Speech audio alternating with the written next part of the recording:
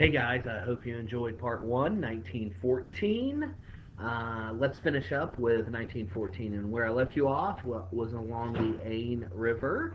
We had the Germans up here and the French below the river, and the French and British been doing frontal attacks and getting nowhere, so they tried to outflank, of course, the Germans.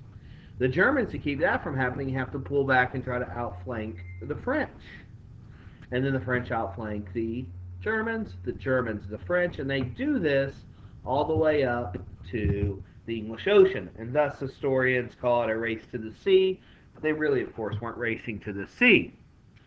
And it's in within these lines of outflanking each other that they both sides dig in, and then you get the ubiquitous trench warfare.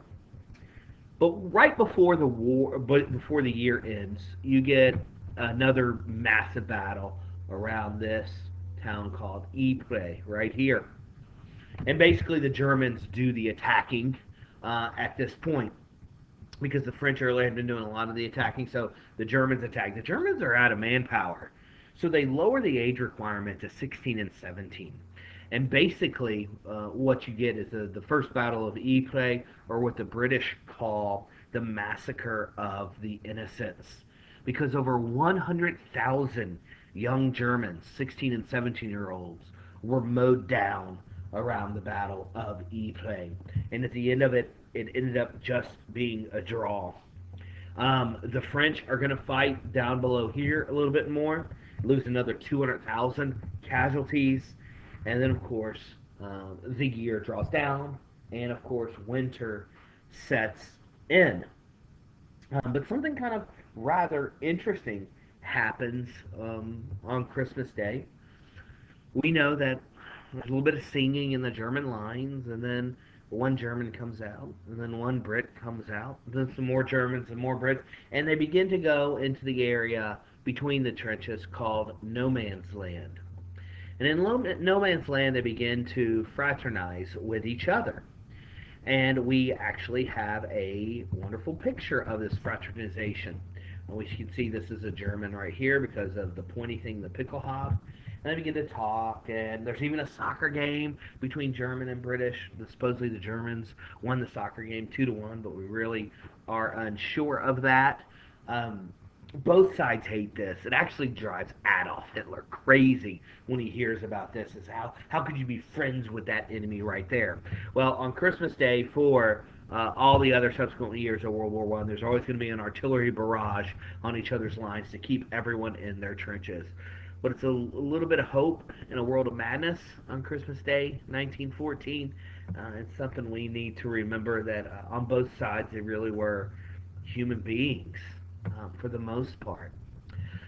But our story is not over. We need to go. That's the Western Front where most of the fighting happens.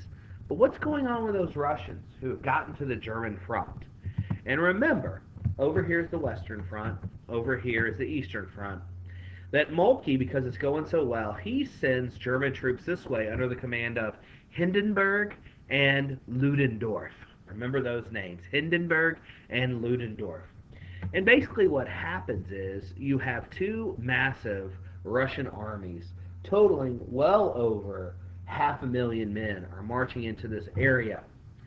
But they are commanded by Samsonov and Rennenkampf. And these two generals hate each other. So their two major corps are not communicating. What Ludendorff decides to do, he focuses his attention on the southern Russian army right here, headed by Samsonov, and crushes it. I mean, literally crushes it. Samsonov leaves the battlefield on his horse, gallops into the middle of some forest, and actually takes a gun out and shoots himself. Um, and then they turn north and defeat Rennenkampf. So basically, the Russian army in this area, at this one battle known as Tannenberg in 1914, it's completely wiped out. They never pose a threat for the rest of the war up here. I mean, 30,000 Russians are killed, 100,000 Russian POWs, and the Germans only lost 20,000 men. All right? Um, the Germans have just destroyed the Russian threat before they've even taken Paris. This is the opposite of the Schlieffen Plan. So it's kind of a fascinating undertaking right here. So we have that going on for the Germans, great victory. But over in the Western Front, we have, of course, the Germans are stopped. What about the Austro-Hungarians? Down here, we know that the Serbs beat them up pretty well.